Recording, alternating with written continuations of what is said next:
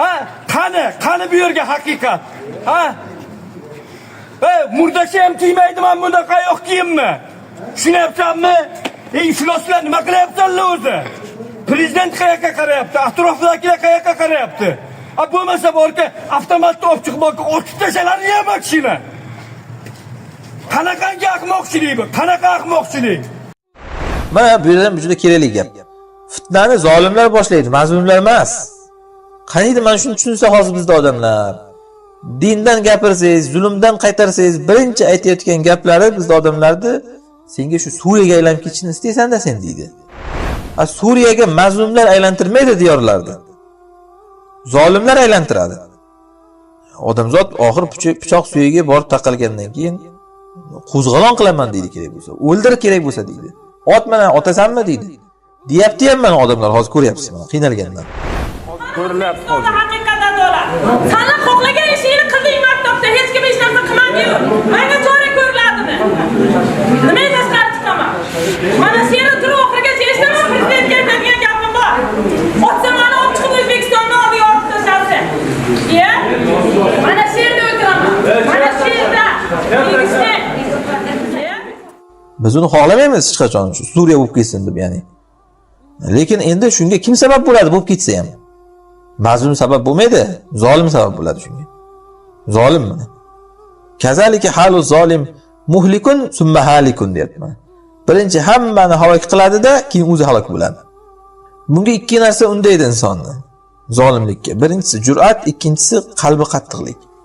Shuning uchun payg'ambarimiz sollallohu alayhi vasallam aytganlar, fazilat, yaxshilikni ummatimdan rahimlilardan talab qilinglar.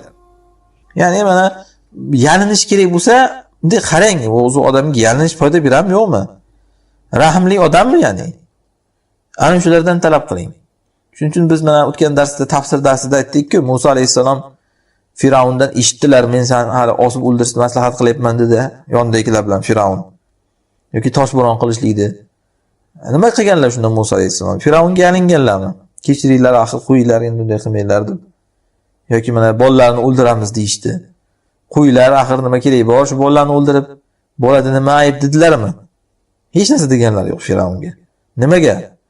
Chunki u qalbi toshdan mehr kutilmaydi. Undan mehr kutsangiz, xuddiki uni siz haq deb e'tirof etgandek bo'lasiz. Qara, menga yalinib yotibdi deydi. Iltimos qilib yotibdi, ko'rdingmi mendan deydi. Shuning uchun mana hadisda ham aytilyapti, yaxshilikni kimdan talab qilasan? Rahimlik odamdan talab qil. Bunday qarasang o'zi bir bilinadi-ku. Ana shunda ularni himoyasida yashaysizlar deyilgan.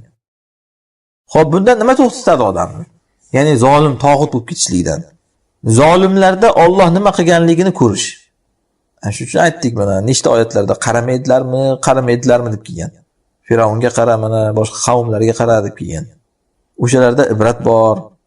Ularning zulmini oqibatini tasavvur qilganda to'silish bor zulmdan. Bizda odamlarga bunga ham javob tayyor. Ha, u Firavun bo'lgan deydi. Men Firavunman senga. Sen Firavun emassan, zulmda ishtirok etsang, hammangga bir xil qonun. Shuning uchun Alloh keltirdi, Quraysh ham Firavun emas edi. Lekin o'sha zulmda ishtirok etdi ular ham. Mushtarak bo'ldi Firavunlar bilan. Va yana rivoyat qilinadi mana payg'ambarimiz sollallohu alayhi vasallam aytganlar, kim tong ottirganda birovga zulm qilishni niyat qilmay tong ottirsa, qilgan jinoyatlari mag'firat qilinadi. Ya'ni tinchgina uyg'onning yaxshi deyiladi-da. Birovga zulm qilmaslikni niyat qilib uyg'onsa odam. Ja'far ibn Muhammad otalaridan rivoyat qiladilar, u kishi bobolaridan. Rasululloh sollallohu alayhi vasallam aytganlar: "Ey Ali, ya'ni Ali roziyallohu anhuga. Ey Ali, mazlumning duosidan qo'rqin. Chunki u Allohdan haqqini so'raydi. Alloh esa haq egasini haqqini man qilmaydi." Beradi ya'ni. Mustajob degani-da. Yani Mansurul Hikam kitobida kelgan: "Vaylul liz-zolimi min yawmil mazalimi." Haqlar olib beriladigan kunda zolimning holiga voy bo'lsin. Ba'zi bulog'olar aytadi: "Man jara hukmuhu ahlakahu zulmuhu." Kimning hukmi javr bo'lsa, zulmi uni halok qilibdi. Bu ham yuqoridagidek zolim birinchi o'zini boshiga yetadi.